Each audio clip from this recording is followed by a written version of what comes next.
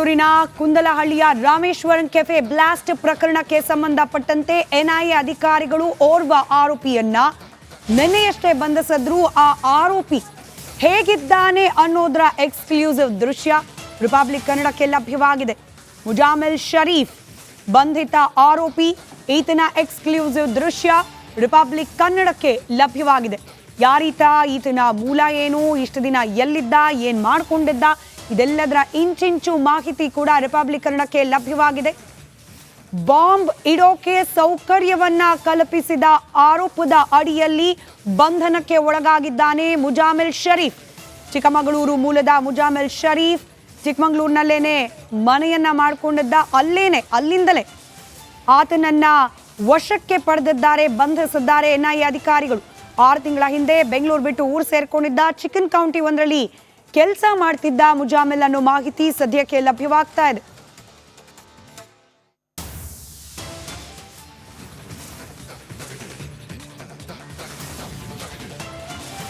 NIA ಅಧಿಕಾರಿಗಳಿಂದ ಬಂಧನಕ್ಕೆ ಒಳಗಾಗಿರುವ ಆರೋಪಿ ಮುಜಾಮಿಲ್ ಶರೀಫ್, ಆತನ ಫೋಟೋಗಳನ್ನ ನೀವು ಗಮನಿಸ್ತಾ ಇದ್ದೀರಿ. ಚಿಕ್ಕಮಗಳೂರಿನ ಈತನ ಮನೆಯಿಂದಲೇ ಈತನನ್ನ ವಶಕ್ಕೆ ಪಡೆಯಲಾಗಿದೆ. ಕೆಫೆ ಬ್ಲಾಸ್ಟ್ ಪ್ರಕರಣಕ್ಕೆ ಬೇಕಾದ ಸೌಕರ್ಯಗಳನ್ನ ಕಲ್ಪಿಸಿದಾತ ಈತ ಅನ್ನೋ ಗಂಭೀರ ಆರೋಪ ಈತನ ವಿರುದ್ಧ ಕೇಳೋಕೆ ಸಿಕ್ಕಿದೆ. ಕೆಲವೊಂದಷ್ಟು ಸಾಕ್ಷ್ಯಗಳು ಕೂಡ ಅದಕ್ಕೆ ಪೂರಕವಾಗಿ ಲಭ್ಯವಾಗಿರುವ ಹಿನ್ನೆಲೆಯಲ್ಲಿ ಮುಜಾಮಿಲ್ನನ್ನ ಬಂಧಿಸಿದ್ದಾರೆ ಎನ್ಐಎ ಅಧಿಕಾರಿಗಳು. ಈತನಿಂದ ಬಾಂಬ್ ಇಟ್ಟವನ ಬಗ್ಗೆ ಮತ್ತಷ್ಟು ಮಾಹಿತಿಯನ್ನ ಕಲೆ ಹಾಕೋ ಪ್ರಯತ್ನ ಕೂಡ ಆಗ್ತಾ ಇದೆ. ರಿಪಬ್ಲಿಕ್ ಕನ್ನಡಕ್ಕೆ ಮುಜಾಮಿಲ್ ಶರೀಫ್ನ ಒಂದಷ್ಟು ಫೋಟೋಗಳು ಲಭ್ಯವಾಗ್ತಾ ಇದೆ. ನೀವೇನು ಸ್ಕ್ರೀನ್ ನಲ್ಲಿ ಗಮನಿಸ್ತಾ ಇದ್ದೀರಿ, ಈತನೇ ಮುಜಾಮಿಲ್ ಶರೀಫ್.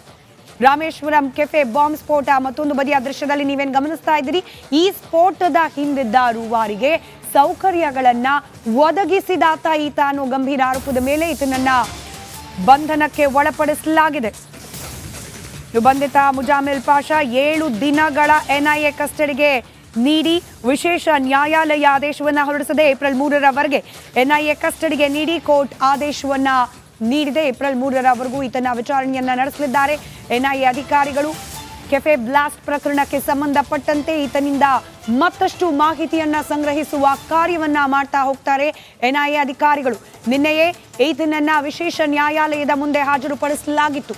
ಆ ಸಂದರ್ಭದಲ್ಲಿ ಏಪ್ರಿಲ್ 3ರವರೆಗೂ ಅಂದ್ರೆ 7 ದಿನಗಳ ಕಾಲ ಎನ್ಐಎ ಅಧಿಕಾರಿಗಳ ಕಸ್ಟಡಿಗೆ ನೀಡಿ ಕೋರ್ಟ್ ಆದೇಶವನ್ನ ನೀಡಿದೆ. ಹೀಗಾಗಿ ಈತನ ವಿಚಾರಣೆಯನ್ನ ಮತ್ತಷ್ಟು ಚುರುಕುಗೊಳಿಸಲಿದ್ದಾರೆ ಎನ್ಐಎ ಅಧಿಕಾರಿಗಳು.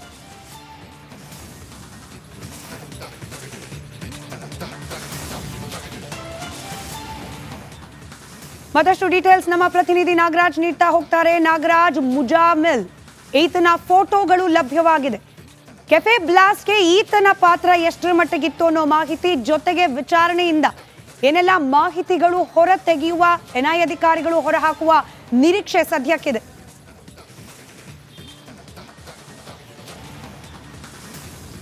ಸ್ಮಿತಾ, ಏನು ರಾಮೇಶ್ವರ ಕೆಫೆ ಸ್ಫೋಟಕ್ಕೆ ಸಂಬಂಧಿಸಿದಂತೆ ಎನ್ಐಎ ಅಧಿಕಾರಿಗಳು ನಿನ್ನೆ ಮೊದಲ ಬಂಧನವನ್ನು ಅಧಿಕೃತವಾಗಿ ದೃಢೀಕರಿಸಿರ್ತಕ್ಕಂಥದ್ದು. ಅದು ಚಿಕ್ಕಮಗಳೂರಿನ ಏನು ಮುಜಾಮಿಲ್ ಪಾಷಾ ಎಂಬಾತ ಈ ಒಂದು ಕೃತ್ಯಕ್ಕೆ ಸಂಬಂಧಿಸಿದಂತೆ ಏನು ಆರೋಪಿಗಳು, ಇಬ್ಬರು ಆರೋಪಿಗಳು, ಒಂದು ಅಬ್ದುಲ್ ಮತೀನ್ ತಾಹಾ, ಈ ರಾಮೇಶ್ವರ ಕೆಫೆ ಸುತ್ತಮುತ್ತ ಏನೇನು ಚಲನವಲನಗಳಿದೆ ಮತ್ತು ಇಲ್ಲಿಗೆ ಹೇಗೆ ಹೋಗಬೇಕು ಇವುಗಳನ್ನು ರೆಕ್ಕಿ ಮಾಡಿದ್ದಂಥ ಆರೋಪಿ. ಮತ್ತೊಬ್ಬ ಏನು ಮುಸಾವಿರ್ ಹುಸೇನ್ ಶಾಜಿಬ್ ಅಂತೇಳಿ ಅವತ್ತು ಅಲ್ಲಿ ಬಾಂಬನ್ನು ತಂದು ಪ್ಲಾಂಟ್ ಮಾಡಿದಂಥ ಆರೋಪಿಗಳಿಗೆ ಬೇಕಾದಂಥ ಅಲ್ಲಿಗೆ ಹೋಗಲಿಕ್ಕೆ ಬೇಕಾದಂಥ ಲಾಜಿಸ್ಟಿಕ್ ಸಪೋರ್ಟು ಜೊತೆಗೆ ಈ ಒಂದು ಐಡಿಯನ್ನು ತಯಾರಿಸಲಿಕ್ಕೆ ಬೇಕಾದಂಥ ಏನು ಒಂದಷ್ಟು ವಸ್ತುಗಳು, ಬಿಡಿ ಭಾಗಗಳು, ಅದು ಏನು ಎಲೆಕ್ಟ್ರಿಕ್ ಬೋರ್ಡ್ಗಳಿರ್ಬೋದು, ಜೊತೆಗೆ ರಂಜಕ ಇರ್ಬೋದು, ಫಾಸ್ಫರಸ್ ಇರ್ಬೋದು, ಇವುಗಳನ್ನು ತಂದುಕೊಡುವಂಥ ಕೆಲಸವನ್ನು ಈತ ಮಾಡಿದ್ದ ಅಂತ ಆರೋಪದ ಮೇಲೆ ಎನ್ಐಎ ಅಧಿಕಾರಿಗಳು ಅರೆಸ್ಟ್ ಮಾಡಿರ್ತಕ್ಕಂಥದ್ದು.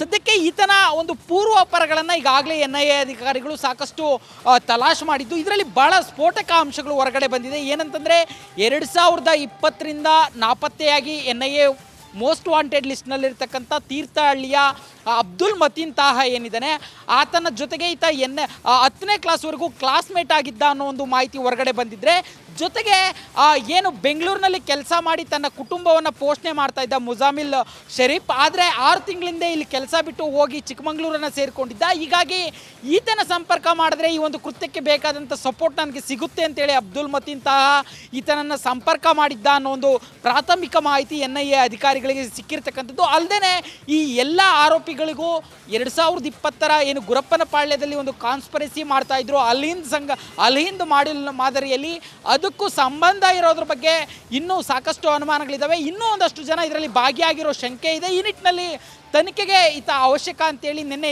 7 ದಿನಗಳ ಕಸ್ಟಡಿಗೆ NIA ವಿಶೇಷ ನ್ಯಾಯಾಲಯದಿಂದ ಆರೋಪಿ ಮುಜಾಮಿಲ್ ಶರೀಫ್ನನ್ನು ಪಡೆದುಕೊಂಡಿರ್ತಕ್ಕಂಥದ್ದು. ಸದ್ಯ NIA ಅಧಿಕಾರಿಗಳು ಆ ನಿಟ್ಟಿನಲ್ಲಿ ತನಿಖೆಯನ್ನು ಮುಂದುವರಿಸಿರುವಂಥದ್ದು. ಸ್ಮಿತಾ, ರೈಟ್, ಧನ್ಯವಾದ ನಾಗರಾಜ್ ಮಾಹಿತಿಗಾಗಿ.